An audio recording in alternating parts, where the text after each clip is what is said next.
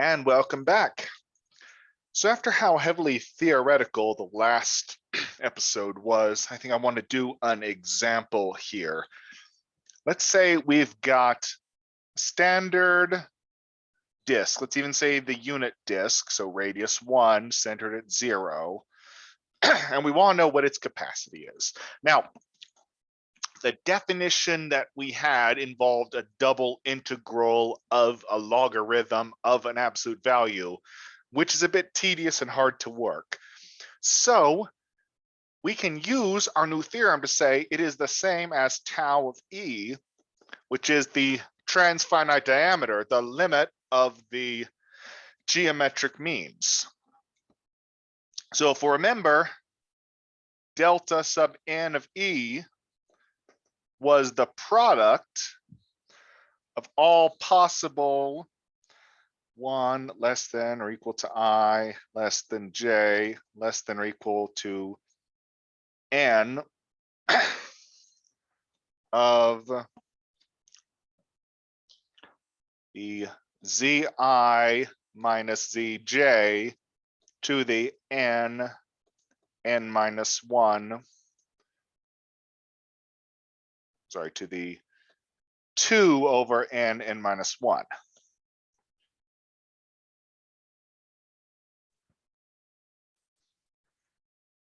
And the max of that quantity.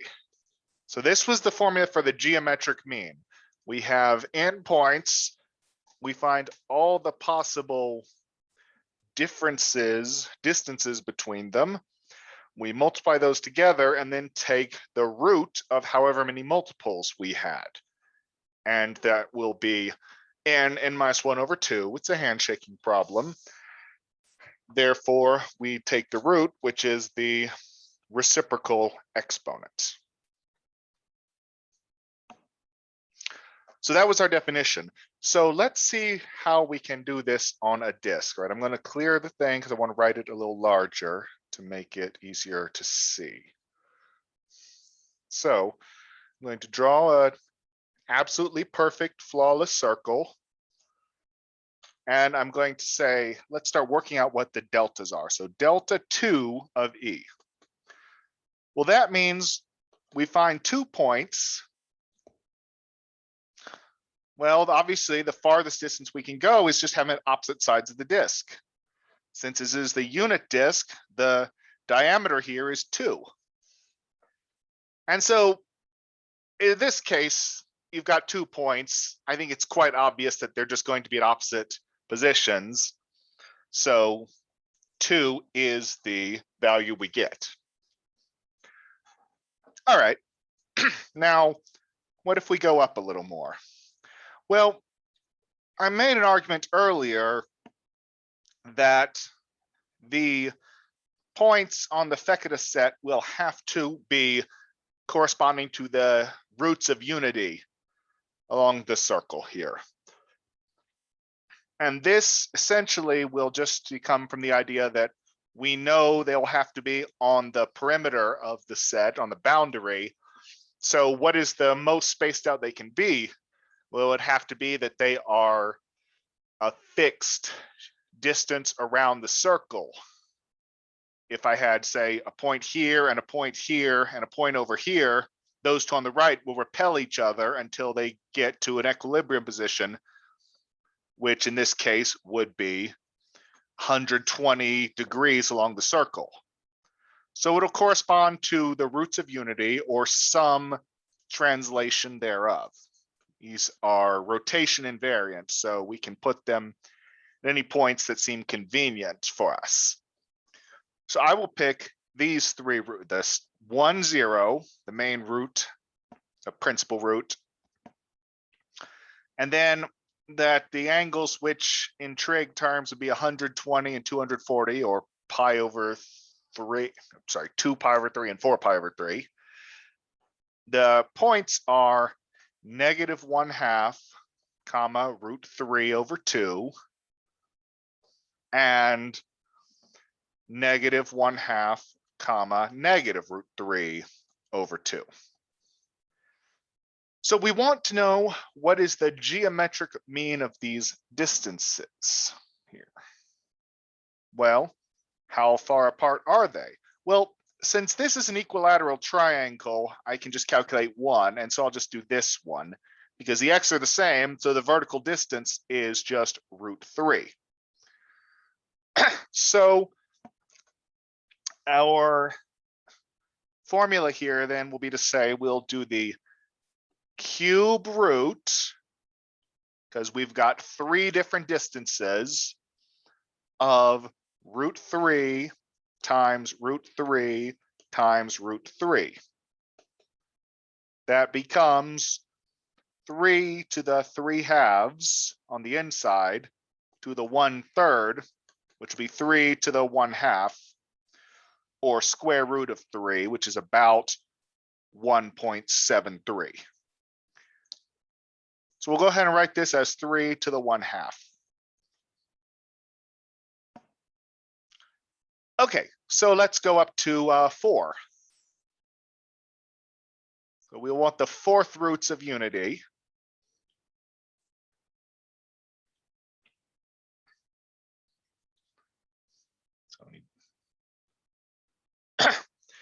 And so we'll do 1, 0, 0, 1, -1, 0, 0, -1. And I'll take a moment to say I thought about doing it this way instead, where they're all forms of √2/2. And it amounts to the same thing. So it's still a square. That's just rotating the square 45 degrees. It would give you the same results. Again, in physics terms, we've got marbles that are a certain distance away. If we move one, then all the others can move in the same way, and it's not going to change the total energy of the system.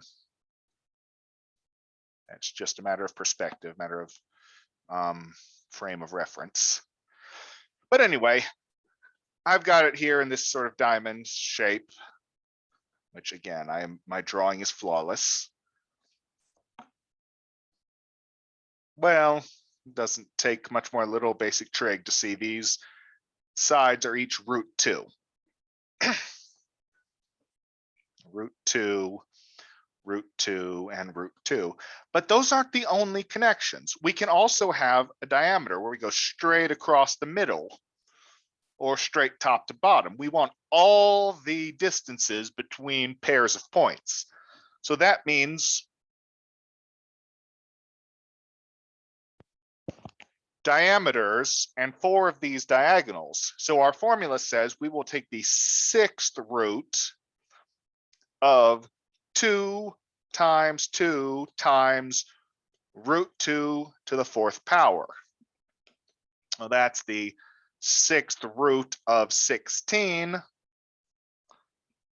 or we could rewrite this just to simplify as square root of 16 to the 1/3, or 4 to the 1/3. That's the simplest form there. So that's our answer there, 4 to the 1/3. So I'm going to clear that. I'm keeping a table here. You might see the pattern already, but I'm going to do one more example of the 6th roots. I'm skipping 5 because I don't know what the cosine and sine of 72 degrees is, but 6 roots dealing with 60-degree increments, well, every trigonometry class has that drilled into their heads. So let's look at the 6th roots.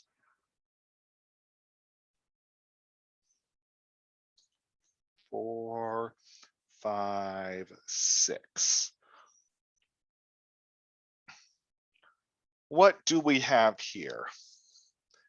Well, we have 1, 2, 3 diameters. So 3 chords have length 2.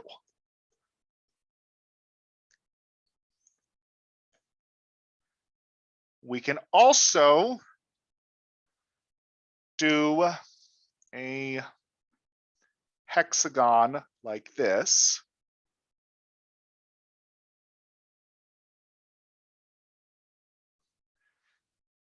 What are the lengths of those? Well, you can see this right here is an equilateral triangle because this angle is 60 degrees. The other angles are also 60 degrees.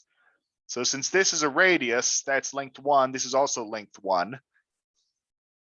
We could equivalently go 1, 0, and 1/2 √3/2 and use a Pythagorean theorem to show that's length 1. But it is, whichever way you want to argue it. We have 6 sides here, which are each length 1.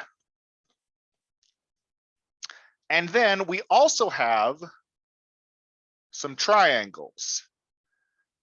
This triangle and this triangle.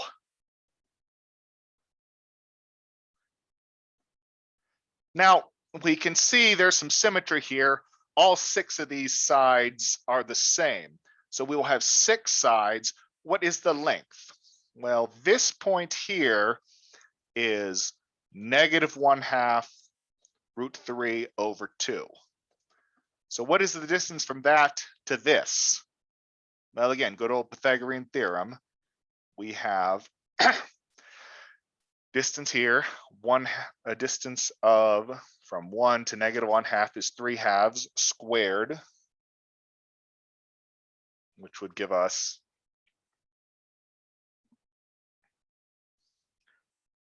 excuse me, 9/4. Yes. And the vertical distance is √3/2, so its square is 3/4, which is √12/4, or √3. So we have 6 sides with length of √3. And that gives us 15. And if you do the handshaking problem, we've got 6 points. How many pairs are there? It's 5 triangular, or 6 choose 2, comes out to 15. So we've got 15 lengths, so that's all of them. So now let's compute that.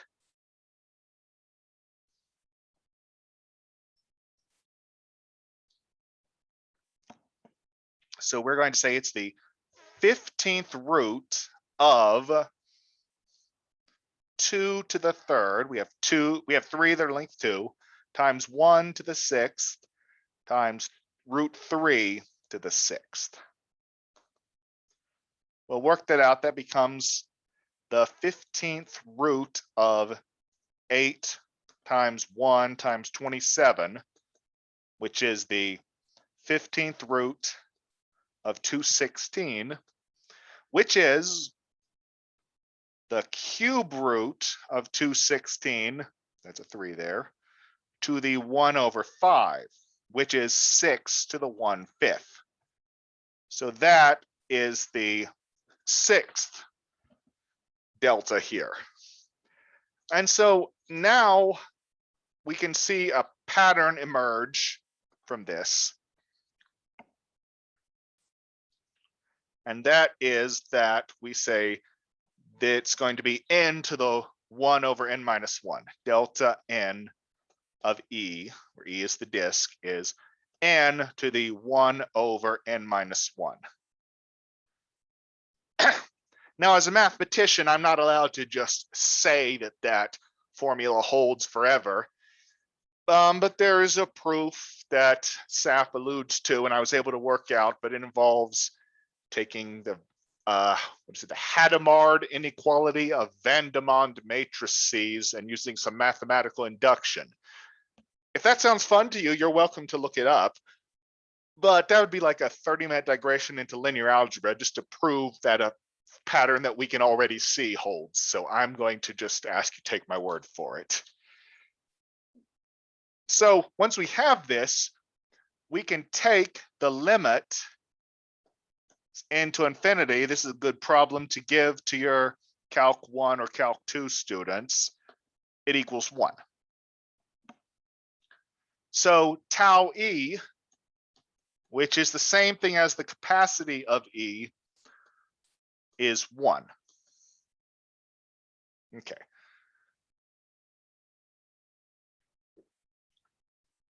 Now,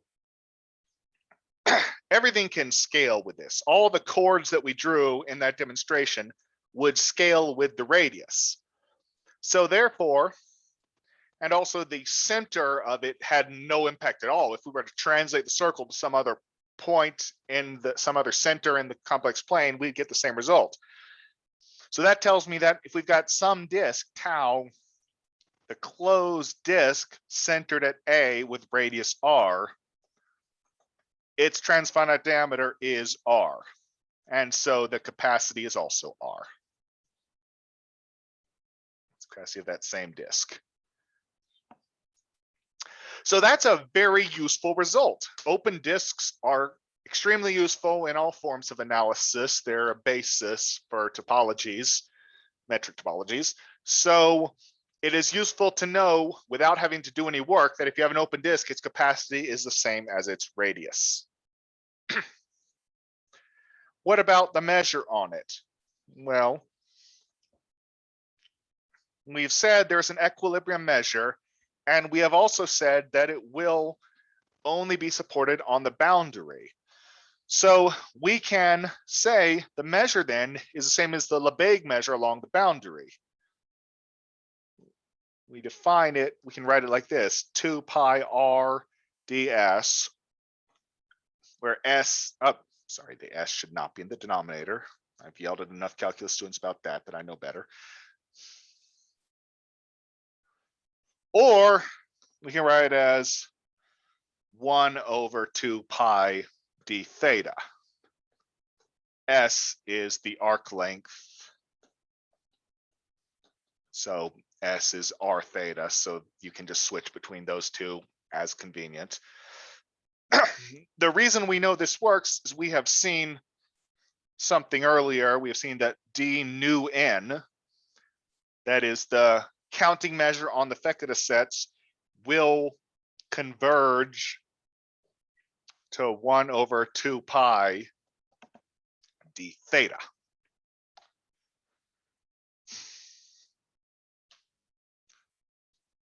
So what this is saying is that if we were to just take the value at various points on roots of unity, the roots of unity are a Theceta set, and just take the arithmetic mean of those points, it converges to the same as if we do a continuous measure along the boundary.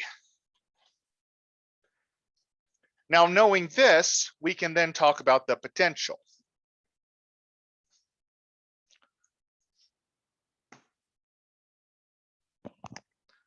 So U of mu E of Z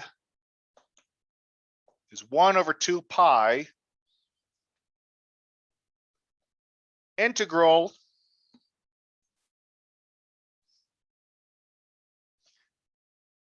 of the log of 1 over Z minus T d mu of T. That's the definition for potential. But we now know that we only have to integrate along the boundary. We don't have to integrate along the interior of our disk. We are still assuming we're talking about a disk, but one that's centered at some point A out in space with some unknown radius r, so not necessarily the unit disk.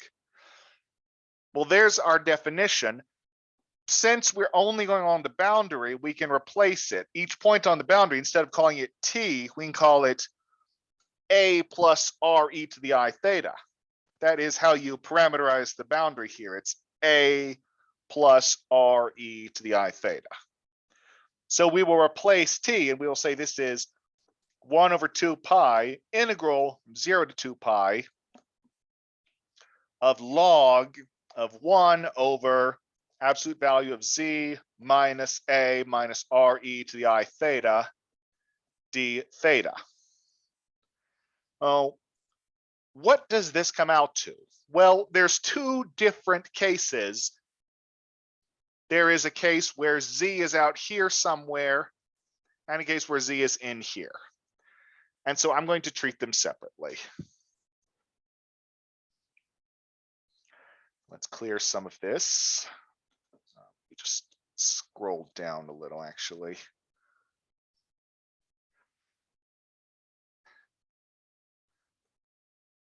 Okay. But before we do that, let's make a little substitution. Let's say W equals Z minus A. So this becomes 1 over 2 pi integral from 0 to 2 pi log of 1 over W minus RE to the I theta, d theta. And all that does is center the disk. It's centered at 0. That just makes the calculations a little easier. But if you think about what we are really talking about here, we're saying we fix a point here at W and we start computing the distances from W to various points on the boundary of this disk. And then we take their that distance, we take its reciprocal and take the log of that, or the negative of the log if you prefer. We are summing up along that curve there. So since we're talking about distances, it really doesn't matter what the center is. So we're just going to say, if we define W as the distance between them, then it just fixes the center as 0. So that's a common enough trick. So we're going to do case 1 here, which is when the W is outside the circle. Again, earlier I said Z, but now that we've taken out the, I do not know what I just clicked. Undo. Undo. Thank you. Okay, good. Okay, so let's talk about case 1 here. When W is greater than R, the absolute value of W is greater than R. That just means W is outside the disk.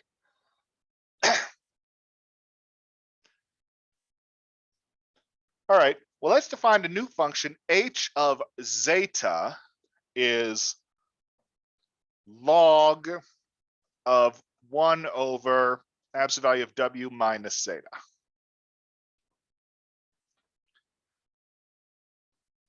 Now, this function is a function of zeta, so we're fixing W out here. This is harmonic on some disk centered at 0, radius R plus epsilon. So something like this, some disk that's a little outside the closed disk. Now we have a theorem here, the mean value property.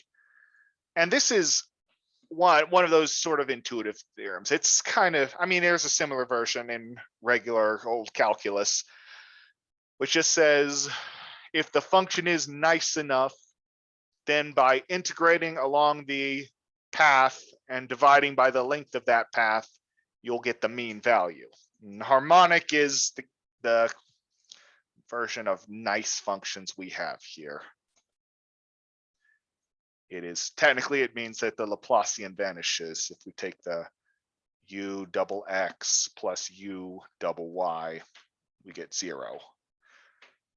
But I don't really want to get into that yet because that'll probably come up later and we don't need too much right now. But the point is, this log function is nice, in particular because zeta is inside the disk or slightly outside it, so it will never equal W. Therefore, we'll never have a case of dividing by 0. We don't have any poles here. So this means, what this says is that the mean value property, sorry, I think I'm repeating myself more than I'd like to, but the mean value property says that if we evaluate this at the center of the disk, it gives us the same thing as 1 over 2 pi times 0 to 2 pi of h of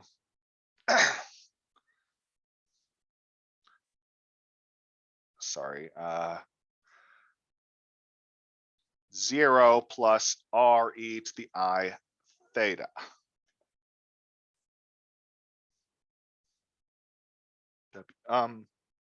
Yes.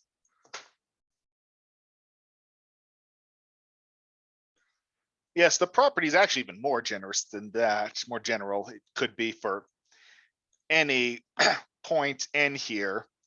We could find its value would be the same as if you integrated some circle around it. But in this case, what we have here is good enough. We have a disk. The value at the center is the same as the integral around the whole circle divided by 2 pi. Well, this is pretty much the result we wanted. Look at what h is. If I put in 0 for zeta, that's h of 0 is log.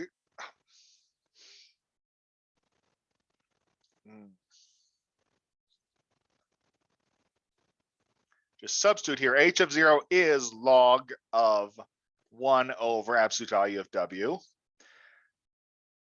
And the right side there, well, that was how we defined the potential in the first place. U mut E of W. Go back to this. Let's look at it again.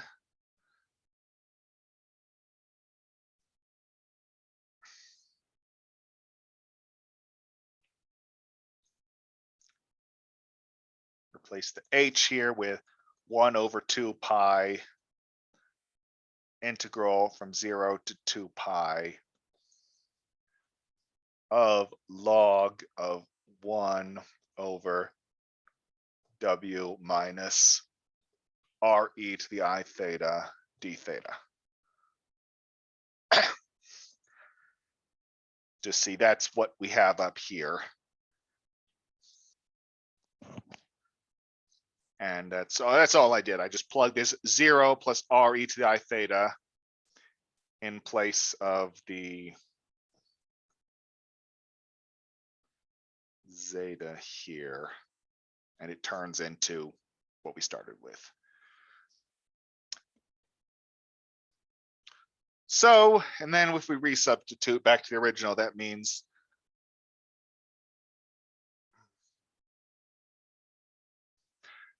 I'm sorry, I may have messed up somewhere. Let's make sure I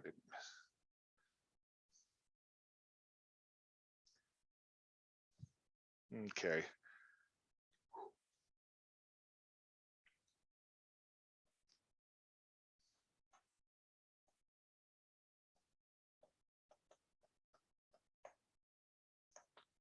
So that gave us the log of 1 over W, or the log of 1 over Z minus A.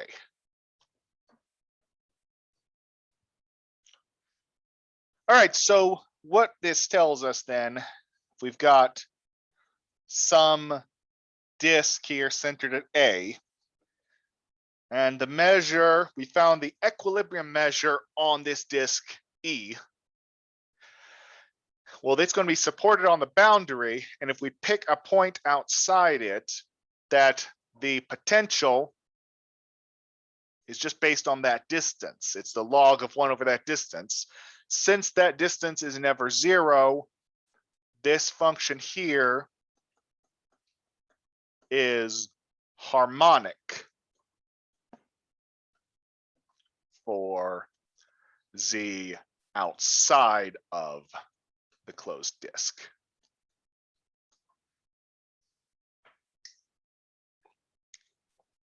It kind of works like I kind of feel like it's like a point charge. It's like with gravity. If you want to know what's the gravity between a satellite and a planet, you can calculate it just knowing the distance from that satellite to the center of the planet. Well, it's kind of the same thing here. The potential, you just calculate the distance from the point to the center, and then you have, when you take the inverse and take the log, and that's the potential. What if it's inside though? Now that one I find a little tougher to justify, because the idea we had here, before we were saying, well, the point is outside, so the function h of zeta, which was log of 1 over w minus zeta, was harmonic. Here it's not harmonic in that disk because zeta could equal w, and if it does, we have a pole, we blow up to infinity. It doesn't quite work the same way. So I'm going to try to justify it using just sort of a limiting idea. So here's A, and here's point Z. I guess I should switch back to Z. I'm a little confusing myself here, switching between Z's and W's. Maybe I should have stuck with 0. Well, we're here now. Bear with me. This is the distance. And the potential, we have said the potential at Z is 1 over absolute value of Z minus A. So what happens as Z falls to this plate, this disk, whatever it is? It's a charged disk, we like to think of it as. It's getting closer. What's happening? Well, the distance from A to the boundary is R. So as Z is falling towards that boundary, the distance between Z and A is approaching R. So as Z approaches the boundary of that disk,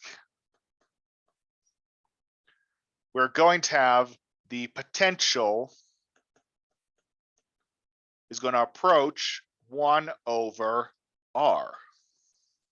Because once it hits the boundary, the distance between our point and the center is exactly R.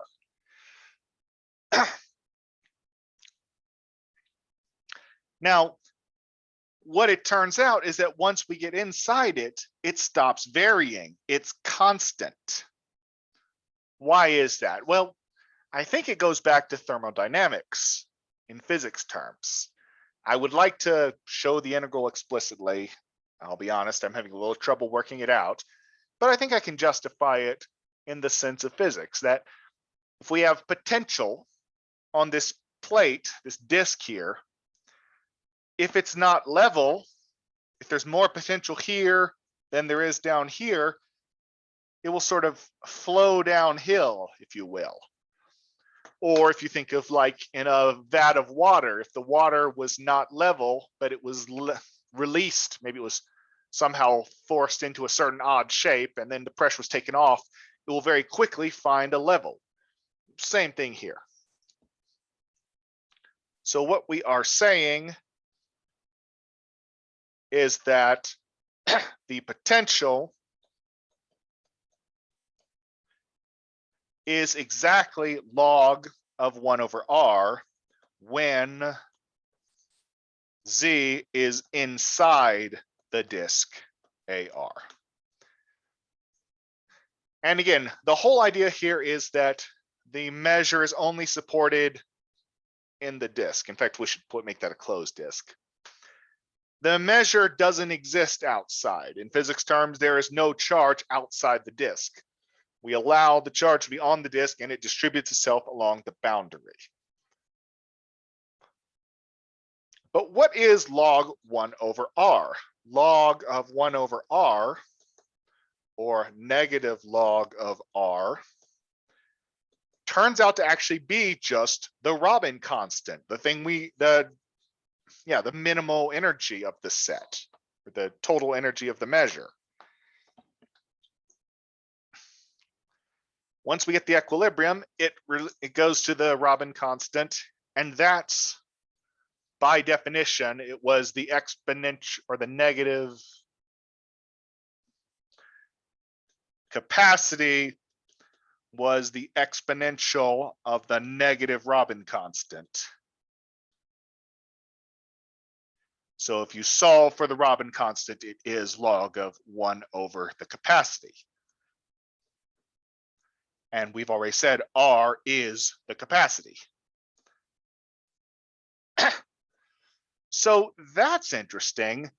The potential is exactly the same as the energy in the disk if you're picking points in the disk. And when we were outside the disk, it was lower. Outside the disk was log of 1 over z minus a, the distance from a point to the center. For outside the disk, it is more than r, so that would be less than log of 1 over r. What we are seeing here is a demonstration of a very important theorem, which is Frostman's theorem.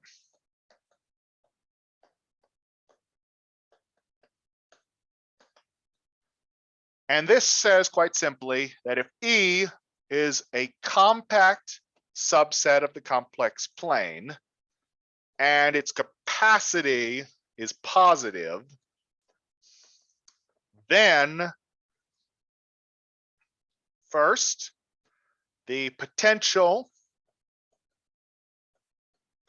at is always less than or equal to the Robin constant for every z in C. So we pick a point outside of the compact set, and this time we're not saying disk, we're saying any compact set, then it will be less than or equal to the Robin constant. And two, that if we're picking points that are in the set E, or quasi every point on E, that is, say, all except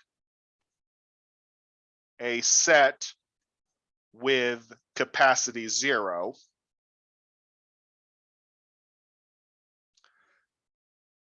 So there is some exceptional set, maybe, possibly, in E where they're not equal, but that set is very small. Its capacity is 0. Other than that, the potential and the energy are the same thing when we are inside of the compact set. So we just demonstrated that with an example of the disk, and we are also, I'm going to show an illustration, show from this paper I'm using by E.B. Saf. He showed a picture that I think is helpful of the disk example, where we just see on the disk here, it's a plateau. The potential is constant. Then as you leave the disk, it flows down.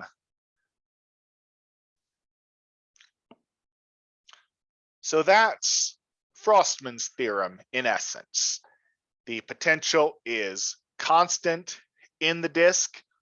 It is equal to the Robin constant, which is the energy of the measure, and it decreases as you go away from the disk. We haven't shown that it's monotonic decreasing, but it is never more, is what Frostman theorem says. I did see a proof of this. It is in Ransford's book. I spent about 2 or 3 hours working on it and understood maybe 2/3 of the proof. So I am not going to try to show that. It's highly topological. It was kind of interesting, but it was also kind of confusing. So I'm not going to actually show it. I am going to stop here. And in the next video, we will finally prove the fundamental theorem in which we tie together the Chebyshev norm with all of this potential stuff.